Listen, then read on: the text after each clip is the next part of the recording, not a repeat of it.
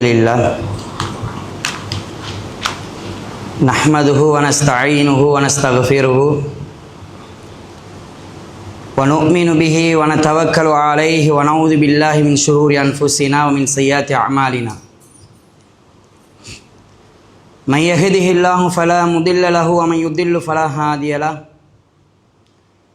أشهد أن لا إله إلا الله وحده لا شريك له وأشهد أن محمدًا عبده ورسوله يا أيها الذين آمنوا اتقوا الله حق تقاته ولا تموتن إلا وأنتم مسلمون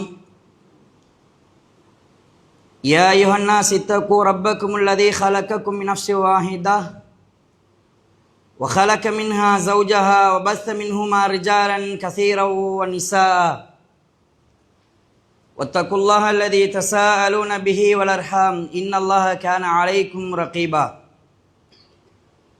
يا أيها الذين آمنوا اتقوا الله وقولوا قولا سديدا يصلح لكم أعمالكم ويغفر لكم ذنوبكم ومن يطع الله ورسوله فقد فاز فوزا عظيما أما بعد فإن أحسن الحديث كتاب الله وخير الهدي هدي محمد صلى الله عليه وسلم وشر الأمور محدثاتها وكل محدثة بدعة وكل بدعة ضلالة وكل ضلالة في النار. எக்கோளும் எக்குறையும் இல்லாத பரிசுத்த மார்க்கத்தையும் வேதத்தையும் இறக்கருளிய இறைவனுக்கே புகழனைத்தும் அல்ஹம்துலில்லாஹ். அவன் தனித்தவன், இணைதுணை அற்றவன். அவன் யாரையும் பெறவும் இல்லை, யாராலும் பெறப்படவும் இல்லை. அவன்தான் வணங்குவதற்கு தகுதியானவன் என்று உள்ளத்தாலும் நாவினாலும் சான்று வருகின்றேன். சத்திய தூதன் தூய வடிவில் ஒளிமறைவின்றி எத்தி வைத்த எம் பெருமானார் நபிகளார் ஸல்லல்லாஹு அலைஹி வஸல்லம் அன்னவர்கள் மீதும், அன்னாருடைய வாழ்வை அடியேற்று நடந்த உத்தம சஹாபாக்கள், தாபீன்கள், தப தாபீன்கள், நல்லவர்கள், நம்மவர்கள் அனைவர் மீதும் என்றென்றும் எப்போதும் நின்று நிலவட்டுமாக என்று பிரார்த்தித்துக் கொண்டவனாக ஃபர்ல் ஐனான ஜும்மா கடமையை நிறைவேற்றுவதற்காக வேண்டி இறை அழைப்பை ஏற்று நேர காலத்தோடு இறை இல்லத்தில் ஒன்று கூடியிருக்கின்ற இறை விசுவாசிகளே, அல்லாஹ்வுடைய நல்லடியார்களே, உள்ளும் புறமும் சதா நேரம் இறைவனை அஞ்சு கொள்ளுமாறு எனக்கும் அப்பால் உங்களுக்கும் உபதேசம் செய்து கொண்டவனாக இன்றைய இந்த வெள்ளி மேடையில் நிதானமும் அவசரமும் என்கின்ற தலைப்பில் ஒரு சில செய்திகளை எனக்கும் உங்களுக்கும் நினைவுபடுத்தலாம் என்று ஆசைப்படுகின்றேன்.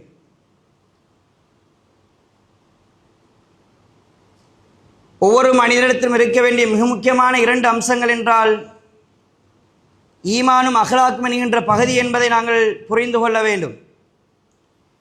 ஈமான் இருந்து அஹ்லாக் இல்லை என்றிருந்தால் எங்களுடைய ஈமானும் பரிபூரணத்தன்மை அற்றது. அஹ்லாக் இருந்து பண்பாடுகள் இருந்து ஈமான் இல்லை என்றிருந்தால் அந்த அஹ்லாக்கும் பிரயோசனமற்றது என்கின்ற யதார்த்தத்தை புரிந்தவர்களாக இந்த உலகத்திலே நாங்கள் வாழ்ந்து கொண்டிருக்கின்றோம். அல்லாஹ்வுடைய தூதர் ஸல்லல்லாஹு அலைஹி வஸல்லம் அன்னவர்கள் இந்த உம்மத்துக்கு அனுப்பப்பட்டதனுடைய நோக்கங்களில் ஒன்றாக மோசமான பண்புகளை களைவிடுங்கி நல்ல பண்பாடுகளை பூர்ணப்படுத்துவதற்காக தான் அனுப்பப்பட்டிருக்கிறார்கள் என்று சொல்லுகின்றார்கள். ரசூலுல்லாஹி ஸல்லல்லாஹு அலைஹி வஸல்லம் அவர்கள் சொல்லி தந்திருக்கின்ற பண்பாடுகள் எல்லாம் ஒரு குறிப்பிட்ட சமூகத்துக்கு மாத்திரமானது கிடையாது. ஒட்டுமொத்த முழு மனித சமூகத்துக்கும் பொருத்தமான பண்பாடுகளைத்தான் அல்லாஹ்வுடைய தூதர் ஸல்லல்லாஹு அலைஹி வஸல்லம் அவர்கள் சொல்லி தந்திருக்கின்றார்கள். அப்படி போதித்திருக்கக்கூடிய அந்த நல்ல பண்பாடுகள் ஒன்றுதான் நிதானம் என்கின்ற பண்பாடாகும். எச்சரித்த பண்புகளில் ஒன்றுதான் அவசரம் என்கின்ற செயலும் இருந்து கொண்டிருக்கின்றது. நபிகளார் ஸல்லல்லாஹு அலைஹி வஸல்லம் அவர்கள் சொன்னார்கள், அத்தஅன்னி மினல்லாஹ் வல் அஜலத்து மினஷ் ஷைத்தான். நிதானம் என்பது அல்லாஹ்வுடைய புறத்தில் இருக்கக்கூடியது, அவசரம் என்பது சைத்தானுடைய குணவியல்கள் என்று அல்லாஹ்வுடைய தூதர் சொன்னார்கள். நிதானம் என்பது அல்லாஹ்வுடைய பண்புகளில் ஒன்று என்பதை நாங்கள் புரிந்து கொள்ள வேண்டும். அல்லாஹ் நாடினால் குன் என்கின்ற வார்த்தையை கொண்டு சொல்லுவானாக இருந்தால், கட்டளையிடுவனாக இருந்தால் குன் ஃபயகுன், ஆகி என்றால் ஆகிவிடும். ஆனால் அல்லாஹ் தஆலா வானம் பூமியை படைத்ததை பற்றி பேசுகின்ற பொழுது 6 நாட்களில் இந்த வானத்தையும் பூமியை படைத்ததாக பேசுகின்றான். நினைத்திருந்தால் அல்லாஹ் குன் என்கின்ற வார்த்தையை கொண்டு ஒரு நிமிடத்தில் அதனை படைத்திருக்கலாம். ஆனால் 6 நாட்கள் வானங்களை பூமியை படைப்பதற்கு எடுத்திருக்கான் என்றால் அல்லாஹ்வுடைய நிதானம் என்கின்ற பண்பை எங்களுக்கு அது போதிக்கின்றது. மனிதனை படைக்கின்ற விவகாரத்தை எடுத்து பார்க்கின்ற பொழுது ஒரு கட்டம் கட்டமாகத்தான் மனிதன் படைக்கப்பட்டிருக்கிறான் என்பதை நாங்கள் புரிந்து கொள்ள முடியும். குன் என்கின்ற வார்த்தை கொண்டு உடனே ஆகிவிடு என்று இருந்தால் ஆகியிருக்கலாம். ஆனால் அல்லாஹ் நிதானமாக மனிதனை படைத்திருக்கின்றான் என்பதை நாங்கள் புரிந்து கொள்ள வேண்டும். ஆக நிதானம் என்பது அல்லாஹ்வுடைய பண்புகளில் ஒன்று. யாரிடத்தில் நிதானம் என்கின்ற பண்பு இருந்து கொண்டிருக்கின்றதோ அவர்களிடத்தில் அல்லாஹ்வுடைய அருள் சூழ்ந்து கொண்டிருக்கும் என்பதை நாங்கள் புரிந்து கொள்ள வேண்டும். அதற்கு எதிரான ஒன்றுதான் அவசரம் என்கின்ற பண்பு. இந்த அவசரம் என்கின்ற பண்பு ஷைத்தானுடைய குணவியல்பாக இஸ்லாம் எங்களுக்கு சுட்டி காட்டியிருக்கின்றது. ரசூலுல்லாஹி ஸல்லல்லாஹு அலைஹி வஸல்லம் அன்னவர்கள் இந்த நிதானத்தை எங்களுக்கு எல்லா சந்தர்ப்பங்களும் போதனை செய்திருக்கின்றார்கள். அல்லாஹ்வுடைய தூதர் முன்மாதிரியாக இருக்கக்கூடிய அல்லாஹ்வுடைய தூதர் ஸல்லல்லாஹு அலைஹி வஸல்லம் அன்னவர்கள் எல்லா நிலைமைகளிலும் நிதானம் என்கின்ற பண்பை கொள்கையாக கொண்டு ஒரு குடும்ப தலைவராக, ஒரு ஆன்மீக தலைவராக, ஒரு படைத்தளபதியாக இப்படி எல்லா வகிபங்கங்களிலும் நிதானம் என்கின்ற பண்பை கைகொண்டிருக்கிறார்கள் என்ற செய்தியை நாங்கள் புரிந்து கொள்ள வேண்டும். யாரிடத்தில் நிதானம் என்கின்ற பண்பு இருக்கின்றதோ அவர்களை அல்லாஹ்வுடைய தூதர் ஸல்லல்லாஹு அலைஹி வஸல்லம் அவர்கள் போற்றிருக்கின்றார்கள், புகழ்ந்து பேசியிருக்கின்றார்கள். அல் அஸஜ் என்கின்ற தோழர் அப்துல் கைஸ் என்கின்ற கோத்திரத்தைச் சேர்ந்தவர். அந்த கோத்திரத்தோடு வருகின்றார்கள். ரசூலுல்லாஹ் அந்த கோத்திரத்தை அவதானிக்கிற நேரம் இந்த அஸஜை பார்க்கின்றார்கள். அஸஜுடைய செயற்பாடுகளை பார்த்துவிட்டு அஸஜிடத்தில் சொல்கின்றார்கள், அஸஜே இன்ன ஃபீக ஹஸ்ரத்தைன், உன்னிடத்தில் 2 பண்புகள் இருக்கின்றது. அந்த 2 பண்புகளையும் யுஹிப்புஹுமுல்லாஹ், அல்லாஹ் நேசிக்கின்றான், அல்லாஹ் விரும்புகின்றான்.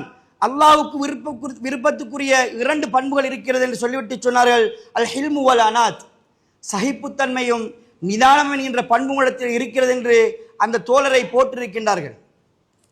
நிதானம் என்கின்ற பண்பாடுகளை எப்போது மனிதர்கள் தன்னுடைய வாழ்க்கையை நடைமுறைப்படுத்துகின்றார்களோ, வாழ்வியலை பொறுத்த மட்டில் நிதானம் என்கின்ற பண்பு உள்வாங்கப்படுகின்ற பொழுது எல்லா செயற்பாடுகளும் சுமூகமாக சந்தோஷமான ஒன்றாக அமையும். மனித வாழ்வு வெற்றியடையும் என்கின்ற யதார்த்தத்தை புரிந்து கொள்ள வேண்டும். வரலாற்றை படித்து பார்க்கின்ற பொழுது ஏராளமான சம்பவங்கள், செய்திகள் நிதானத்தினால் பெற்ற பயன்களை எங்களுக்கு சொல்லித் தந்திருக்கின்றது. அல்லாஹ்வுடைய தூதர் ஸல்லல்லாஹு அலைஹி வஸல்லம் அவர்கள் ஏகத்துவத்தை சொன்ன பொழுது, தௌஹீத் என்கின்ற கொள்கையை அந்த மக்களுக்கு போதித்த பொழுது, ஷிர்க்குக்கு எதிராக போராடிய பொழுது சொல்லன்னா துயரங்களையும் கஷ்டங்களையும் அந்த நேரத்தில் அவர்கள் சந்தித்தார்கள். மனித இயல்பு என்ன தெரியுமா? மனிதனை தூண்டுகின்ற பொழுது, மனிதனுக்கு அடிக்கின்ற பொழுது, மனிதனுக்கு ஏசுகின்ற பொழுது அவன் ஏதாவது ஒரு ரிஃப்ளெக்ஷனை கொடுப்பான், ஒரு பிரதிபலிப்பை அவன் காட்டுவான். ஆனால் அல்லாஹ்வுடைய தூதர் அவர்கள் சந்தித்த எல்லா சோதனைகளிலும் பொறுமை காத்தார்கள். அதனால் இந்த இஸ்லாம் இன்றைக்கு இந்த அளவுக்கு வளர்ந்திருக்கின்றது என்கின்ற யதார்த்தத்தை நாங்கள் புரிந்து கொள்ள வேண்டும். நிறைய வரலாறுகள். ரசூலுல்லாஹ் தாயிஃபுக்கு போன நேரம் சிறுவர்களை விட்டு கல்லால் அடித்தார்கள், அந்த அளவுக்கு தொந்தரவு செய்தார்கள், சோதனைக்குள்ளாக்கினார்கள். அந்த நேரத்தில் மலையினுடைய மலக்குமார்கள் வந்து, அல்லாஹ்வுடைய தூதரே ஆம் என்று ஒரு வார்த்தை சொல்லுங்கள், இந்த இரண்டு மலையையும் கொண்டு தாயிஃபை வாசிகளை அழித்து விடுவேன் என்று சொல்கின்ற பொழுது நிதானமாக அல்லாஹ்வுடைய தூதர் பதில் சொன்னார்கள், இல்லை, இவர்கள் இஸ்லாத்தை ஏற்றுக்கொள்ளாவிட்டாலும் இவர்களுக்கு பின்னால் வரக்கூடிய சந்ததியினர்கள் இஸ்லாத்தை ஏற்றுக்கொள்வார்கள் என்று சொல்லியிருந்தார்கள்.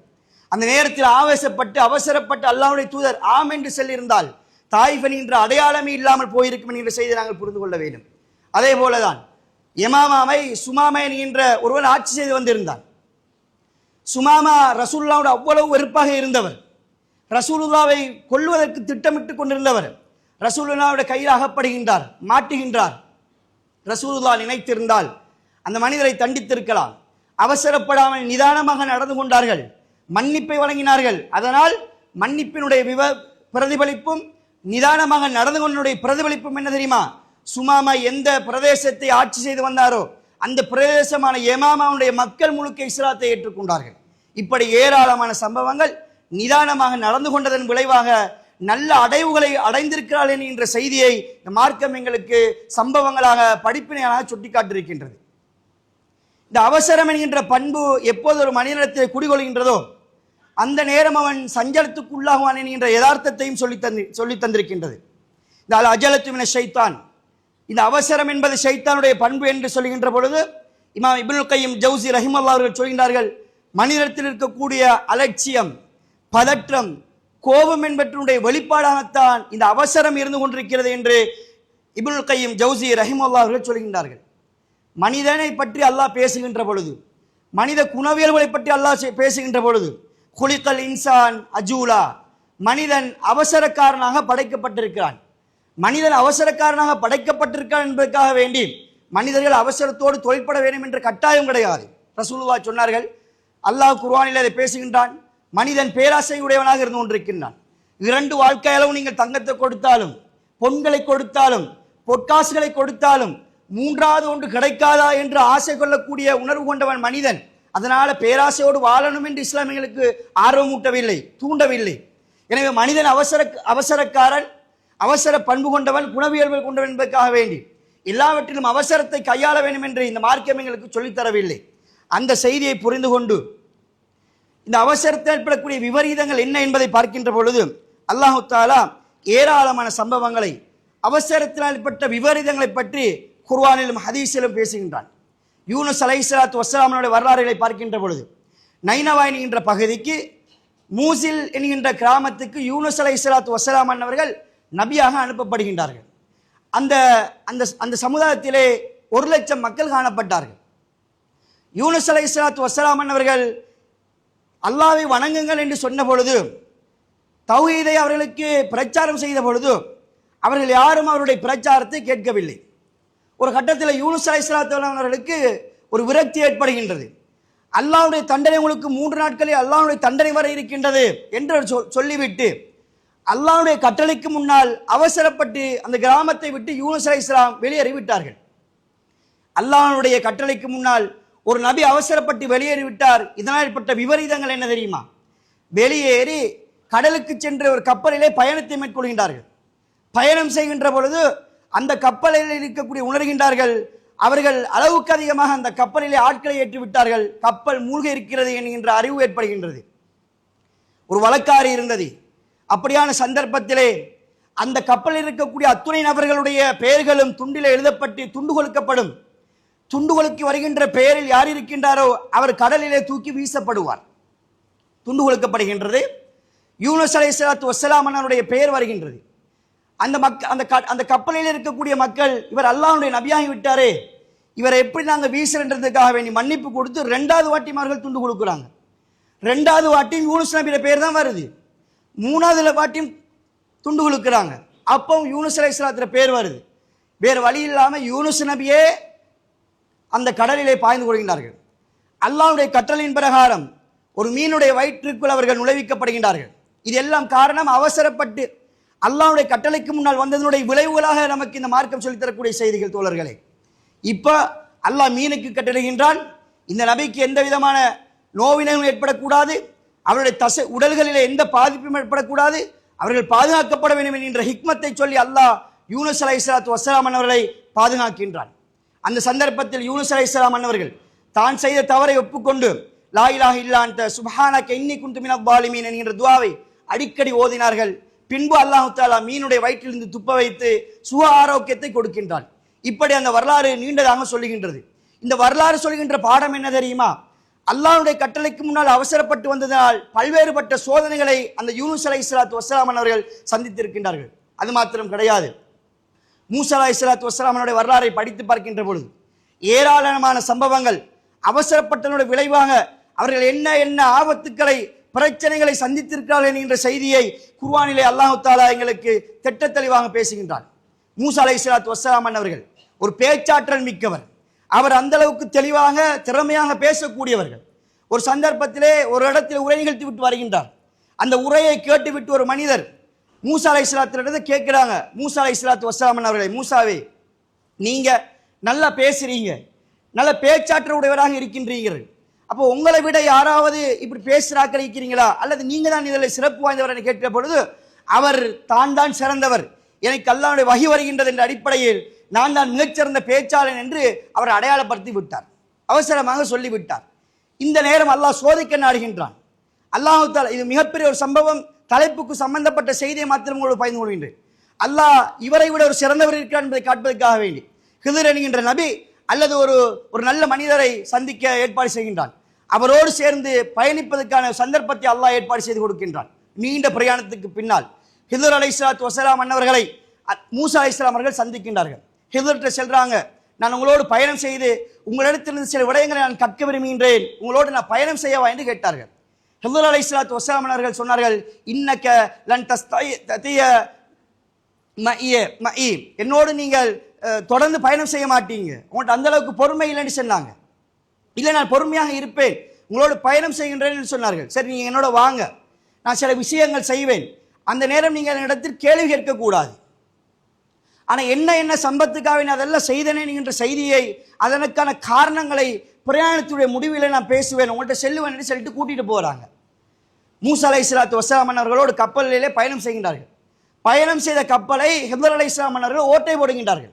இப்போ மூசா நபி கேட்குறாங்க, நீங்கள் என்ன செய்கிறீங்க, ஒரு நல்ல கப்பலை நீங்கள் ஓட்ட போடுறீங்க, ஓட்ட போட்டு கப்பலில் இருக்கக்கூடிய மக்களை நான் சாகடிக்க பார்க்குறீங்களான்னு கேட்டார்கள். மூசாவே, நான் சொன்னதானே நீங்கள் எங்களோடு பொறுமையாக வரமாட்டீர்கள், நீங்கள் கேள்வி கேட்குறீங்க பார்த்தீங்களா, நான் சொன்னதான் நீங்கள் வாக்கு மீறீங்கன்னு சொல்கிறாங்க.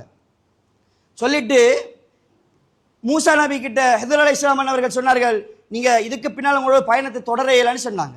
மூசா நபி மன்னிப்பு கேட்குறாங்க, மன்னிச்சுக்கொள்ளுங்க, நான் அவசரப்பட்டவங்கள்ட்ட கேள்வி கேட்டு, இதற்கு பின்னால் நான் கேள்வி கேட்க மாட்டேன் என்று மன்னிப்பு கொடுத்து உத்தரவாதம் அளித்து அவருடைய பயணம் தொடர்கின்றது. இரண்டாவதாக ஹிதர் அலைஹிஸ்ஸலாம் அவர்கள் சென்று கொண்டிருக்கின்ற பொழுது ஒரு சிறுவனை கொலை செய்து விடுகின்றார்கள்.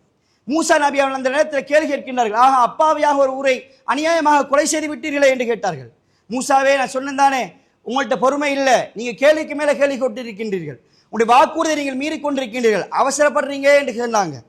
அப்பா ஹிதர் அலைஹிஸ்ஸலாம் அவர்கள் மீண்டும் மன்னிப்பு கேட்டு, இது இறுதியாக இருக்கட்டும், இதற்கு பின்னால் கேள்வி கேட்டால் நான் உங்களோடு பயணம் செய்வதற்கு லாயிக்கற்றவன், தகுதியற்றவன், என்னை விரட்டி விடுங்கள் என்று சொன்னார்கள். தொடர்ந்து பயணம் செய்கின்றார்கள். ஒரு கிராமத்தை அடைகின்றார்கள். பசி ஏற்படுகின்றது. அந்த நேரம் கடையெல்லாம் கிடையாது. அந்த கிராம மக்களிடத்தில் தான் உணவு கேட்கப்பட வேண்டும். உணவு கேட்கிறாங்க, யாருமே அந்த மக்கள் யாருமே ஹிதர் அலைஹிஸ்ஸலாம் அவர்களுக்கும் மூசா நபிக்கு உணவு கொடுக்கல. அப்போ மிச்சமா மூசா நபி அந்த இடத்துல கோவப்படுறாங்க, என்ன இவங்க பிடிக்கிறாங்க, உணவு தாராங்கள் என்றாங்க. ஆனால் ஹிதர் அலைஹிஸ்ஸலாம் அவர்கள் பொறுமை காத்துக் கொண்டிருக்கிறார்கள். அந்த ஊரிலே ஒரு சுவர் சாய்ந்து கொண்டிருந்தது.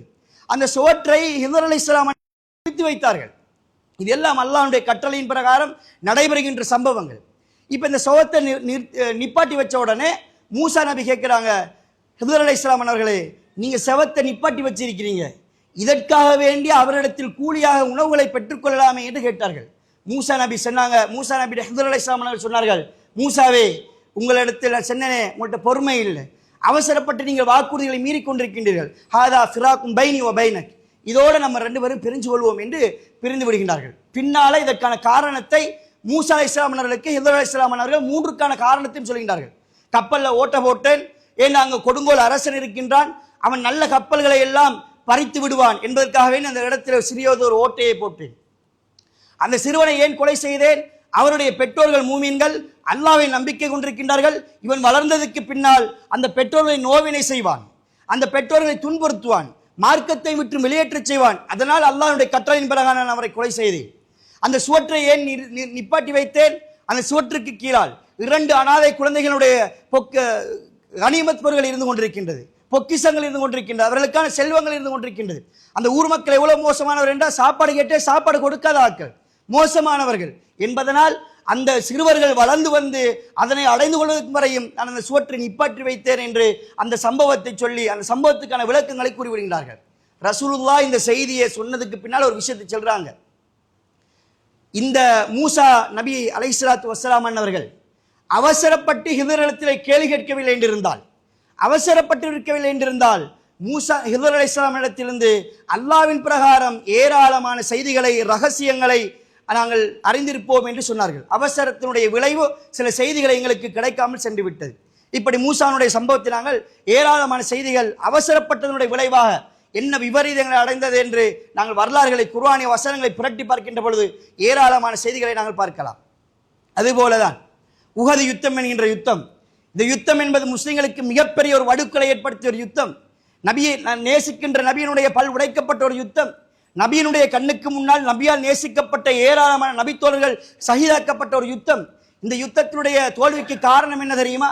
அவசரம் என்கின்ற அந்த பண்பு என்பதை நாங்கள் புரிந்து கொள்ள வேண்டும்.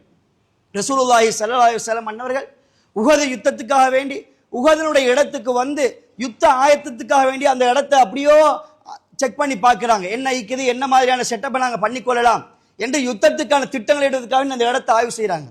அங்க ஒன்று மலைக்கனவாய் இருந்தது.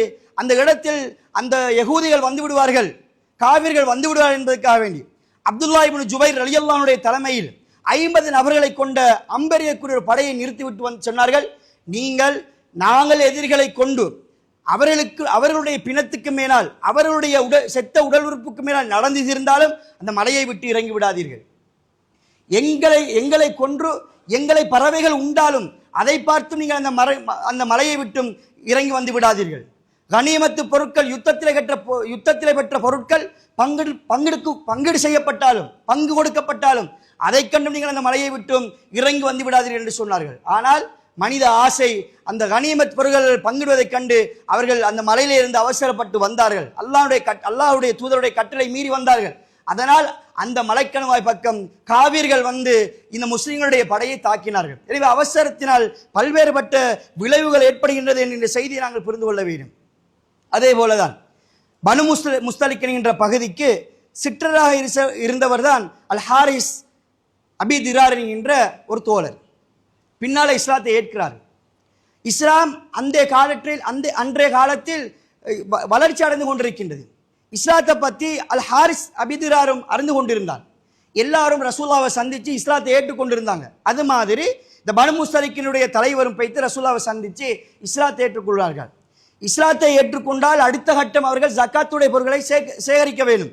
இப்போ அல் ஹாரிஸ் அபிதிரார்கிட்ட சொல்றாங்க, நான் இந்த பனு முஸ்தலிக்கிட்ட போய்த்து இஸ்லாத்தை சொல்லுவேன், அவர்கள் ஏற்றுக்கொண்டதுக்கு பின்னால் நான் அவரிடத்தில் ஜக்காத் பொருளை சேகரித்து வைப்பேன். நீங்க ஒரு ஆள் அனுப்பிவிடுங்க, அந்த குறிப்பிட்ட தினத்தில் நீங்கள் அவர்கள் அனுப்பினார், சேகரிக்கப்பட்ட ஜக்காத் பொருளை நான் அவரிடத்தை கொடுத்து விடுவேன் என்று சொன்னார்கள். இப்போ அல் ஹாரிஸ் அபிதிரார் அவர் அந்த இடத்துக்கு சென்று பனு முஸ்தலிக் கோத்திரத்துக்கு சென்று இஸ்லாத்தை எத்தி வைக்கின்றார்கள். ஒரு சிற்றரச தலைவர் சொன்ன உடனே அந்த பிரதேச மக்கள், அந்த கோத்திர மக்கள் எல்லோருமே இஸ்லாத்தை ஏற்றுக்கொண்டு விட்டார்கள். இஸ்லாத்தை ஏற்று அதற்கு பின்னால் அடுத்த கட்டமாக ஜக்காத்துடைய பொருட்கள் சேகரிக்கப்படுகின்றது. இப்ப ரசூலுல்லாஹ் ஒரு தோழரை அனுப்புகின்றார்கள் ஜக்காத் பொருளை சேகரித்து வருவதற்காக வேண்டி. ஆனால் அனுப்பப்படுகின்ற தோழர் அவருக்கும் இந்த பனு முஸ்தலிக் கோத்திரத்துக்கும் ஏற்கனவே ஒரு பிரச்சனை இருந்திருக்கின்றது, ஒரு முரண்பாடு இருக்கின்றது. போன மனிதர் என்ன செய்து விடுகிறார் என்றால், இவங்க கொன்றுவாங்கன்னு பயந்து ரிட்டன் ரசூலுல்லாஹ் கிட்ட வந்துடுறாங்க.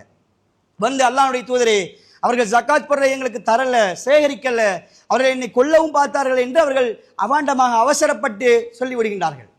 இன்னொரு அறிவிப்பில் வருகின்ற நேரம் அவர்கள் அந்த தோழரை வரவேற்பதற்காக வேண்டி பனு முஸ்தலிக் கோத்திரத்துடைய சிறப்பு விருந்தினர்கள், சிறப்பு வாய்ந்தவர்கள் எல்லாரும் தங்களுடைய வாள்களை ஏந்தி கொண்டிருந்தார்கள். அதை கண்டுட்டு அந்த தோழர் என்ன கொல்ல போறார் என்பதற்காக வேண்டி அவசரப்பட்டு திரும்பி வந்து ரசூலுல்லாஹ் கிட்ட சொல்லிடுறாரு. இதனால் ஏற்பட்ட விளைவு என்ன தெரியுமா? அல்லாஹ்வுடைய தூதர் ஜக்காத்தை தர மறுத்து விட்டார்கள் என்பதற்காக வேண்டி அவர்களோடு எதிர்த்து போராடுவதற்காக வேண்டி சொல்கின்றார்கள்.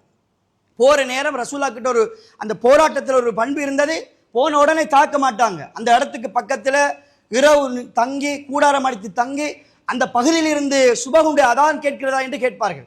கேட்டால் விட்டுருவாங்க, கேட்கலாண்டி போர் தொடுப்பாங்க. இப்ப அது மாதிரி ரசூலுல்லாஹ் போயிட்டு அதுக்கு பக்கத்தில் ஒரு இடத்துல கூடாரம் அடித்து தங்கி அடுத்த நாள் சுபகுடைய அதான் கேட்குதான்னு பார்க்குறாங்க. அதான் கேட்குது. சுபஹான் அல்லாஹ், நாங்கள் தவறிழைக்க வந்து விட்டோமே என்று அல்லாஹ்வுடைய தூதர் அந்த இடத்திலே சஞ்சலப்படுகின்றார்கள். அவங்கள்ட்ட போறாங்க, என்ன நடந்ததுன்னு கேட்டா, உங்களோட தோழர் வரல, இதோ நாங்கள் சேகரித்த ஜக்காத் பொருட்கள் இருக்கின்றது, இதை கொண்டு போகுங்கள் என்று சொன்னார்கள். அல்லாஹ் இப்பதான் ஒரு வசனத்தை இறக்கிறான், யாய் வல்லதீன ஆமனு, விசுவாசம் கொண்டவர்களே, இன்ஜாக்கும் ஃபாசிக்கும் பிநபையின், ஒரு பாவி ஒரு கெட்டவன் ஒரு செய்தியை கொண்டு வந்தால் ஃபதபையனு, அதை கொண்டு நீங்கள் தெளிவு பெற்றுக் கொள்ளுங்கள், அந்த உண்மையை நீங்கள் புரிந்து கொள்ளுங்கள் என்று சொன்னார்கள். தெளிவு பெறாமல் அவசரப்பட்டு எடுக்கக்கூடிய விபரீதங்கள், அல்லாஹ் அந்த சந்தர்ப்பத்தில் நபிகளார் அப்படி நடந்து கொள்ள வேண்டியிருந்தால் அந்த சமுதாயம் அழிவுக்குட்பட்டிருக்கும் என்கின்ற யதார்த்தத்தை நாங்கள் புரிந்து கொள்ள வேண்டும்.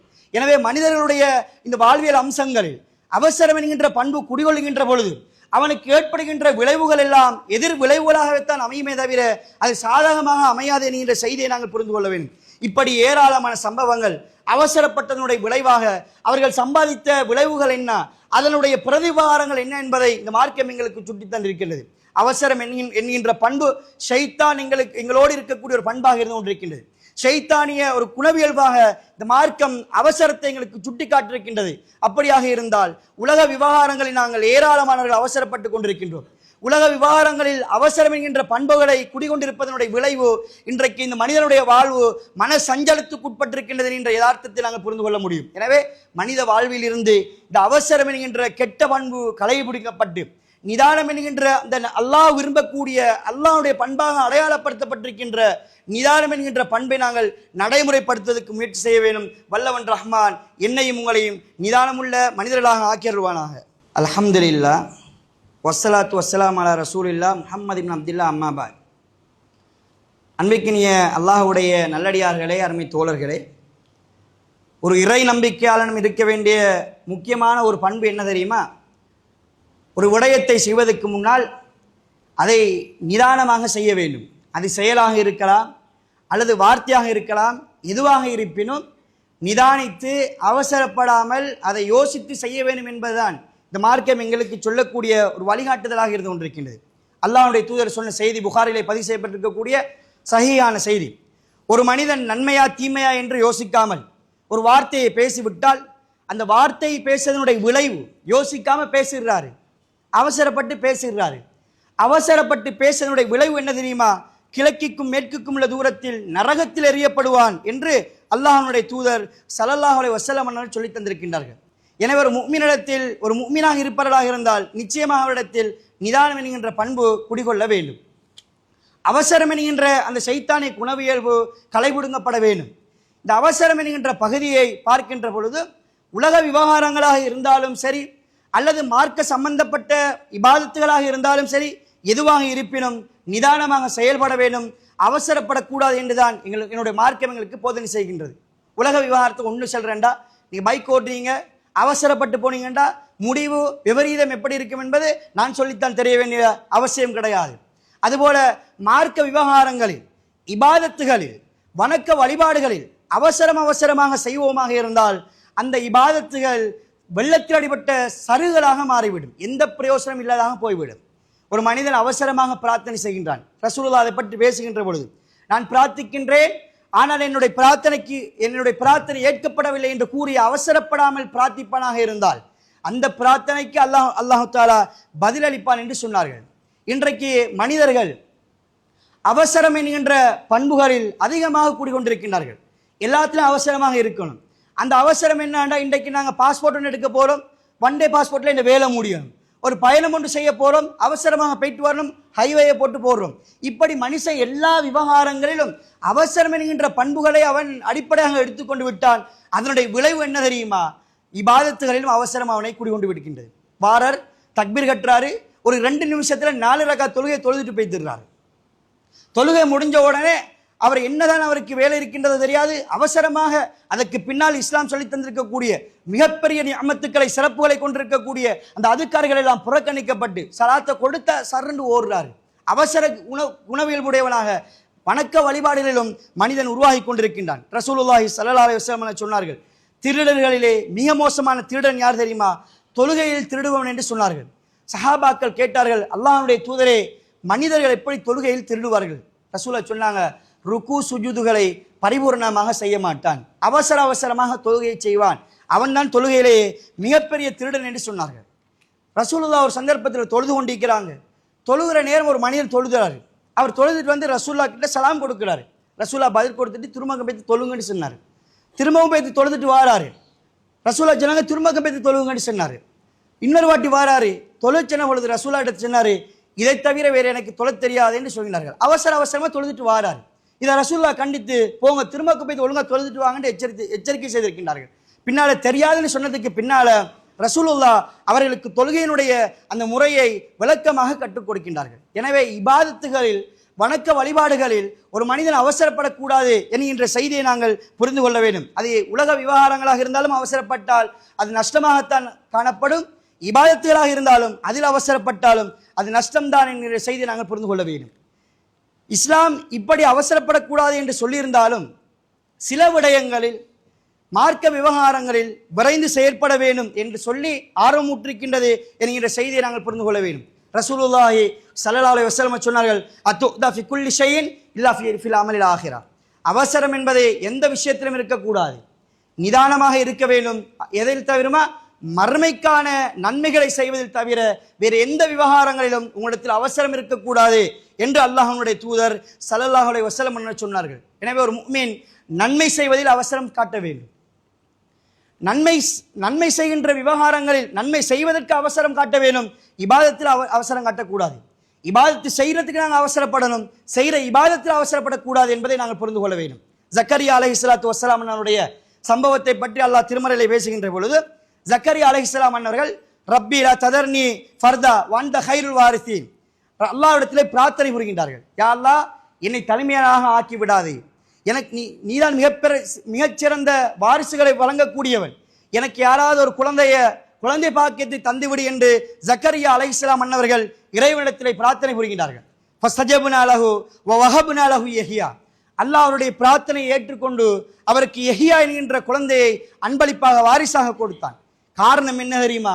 ஏன் தெரியுமா அவர்கள் கொடுத்தான்? இப்படி அல்லாஹ் கொடுத்தான் என்பதற்கான காரணத்தை சொல்கின்ற பொழுது, இன்னஹும் கானு யுசாரிஊன ஃபில் கைராத், நல்ல விவகாரங்களில் ஜக்கரியா அலைஹிஸ்ஸலாம் அன்னவர்களும் அவருடைய மனைவியும் நன்மையான விவகாரங்களில் விரைந்து செயற்பட்டார்கள், அவசரமாக செயற்பட்டார்கள். அதனால் அவர்களுக்கு அல்லாஹ் அந்த அருள் பாக்கியத்தை கொடுத்தான் என்று சொல்கின்றான். ஃபஸ்தபிக்குல் கைராத், நன்மையான விடயத்திலே முந்திக் கொள்ளுங்கள், அவசரப்பட்டுக் கொள்ளுங்கள் என்று இஸ்லாம் எங்களுக்கு போதனை செய்திருக்கின்றது. தொழுகை நன்மையான விடயத்தில் போன்று ஜக்காத் கொடுக்கின்ற விடயத்திலும் நாங்கள் அவசரமாக செயற்பட வேண்டும் என்று இஸ்லாம் சொல்லி தந்திருக்கின்றது. ஒரு சந்தர்ப்பம் அல்லாஹ்வுடைய தூதர் அவசரமாக தொழுகை நடத்துகின்றார்கள். ரசூலுல்லாஹ் எந்த தொழுகை நடத்தினாலும் நிதானமாக தான் தொழுகை நடத்துவாங்க. ஒரு தொழுகையில ரசூல் அவசரப்பட்டுட்டு சலாத்தை கொடுத்துட்டு பைத்துடுறாங்க. அந்த நபித்தோழர்களுக்கெல்லாம் ஆச்சரியமாக இருக்கின்றது, என்ன ரசூலுல்லாஹ் அவசரமாக தொழுச்சிட்டு பைத்தாங்கன்னு ஆச்சரியப்பட்டார்கள். அந்த சந்தர்ப்பத்தில் ரசூலுல்லாஹ்வே வந்து அந்த மக்களுக்கு விளக்கம் கொடுக்கின்றார்கள். நான் ஜக்காத் பொருட்களை சேகரித்திருந்தேன், அந்த சேகரிக்கப்பட்ட பொருட்களில் கொஞ்சம் தங்கம் என்னுடைய வீட்டிலே எஞ்சி விட்டது, அதை கொடுத்து முடிக்க வேண்டும் என்பதற்காக வேண்டித்தான் அவசரமாக இந்த இபாதத்தை முடித்து விட்டு நான் சொன்னேன் என்று சொன்னார்கள். எனவே ஜக்காத்துகள் அவசரமாக கொடுக்கப்பட வேண்டும் என்று சொல்லியிருக்கின்றார்கள். அதுபோல விருந்தாளிகளை உபசரிப்பதை நாங்கள் அவசரப்பட வேண்டும். விருந்தாளி ஒன்று வந்தால் அவரை காக்க வைத்து அவர்களை உபசரிக்க கூடாது. அவர்களை உபசரிப்பதில் மார்க்கம் அவசரப்படுத்த எங்களுக்கு அனுமதி அளித்திருக்கின்றது. ஏழை எளியவர்களுக்கு உதவி செய்வதில் நாங்கள் அவசரப்பட வேண்டும் என்று மார்க்கம் சொல்லி தந்திருக்கின்றது. அதுபோல ஜனாசாவை அடக்குவதில் நாங்கள் அவசரப்பட வேண்டும். இந்த விவகாரங்களில் அவசரப்படலாம். நன்மை செய்கிற விவகாரத்தில், அதே போல ஜக்காத் கொடுக்கிற விஷயத்தில், விருந்தாளிகளை உபசரிக்கக்கூடிய விடயத்தில், ஏழை எளியவர்களுக்கு உதவுகின்ற விடயத்தில், ஜனாசாவை அடக்கிற விஷயத்தில், இந்த விடயங்களில் அவசரப்படுவதற்கு மார்க்கம் அனுமதி அளித்திருக்கின்றது. ஜனாசாவை இன்றைக்கு நிறைய பேர் காலதாமதமாகத்தான் நடக்கிறாங்க.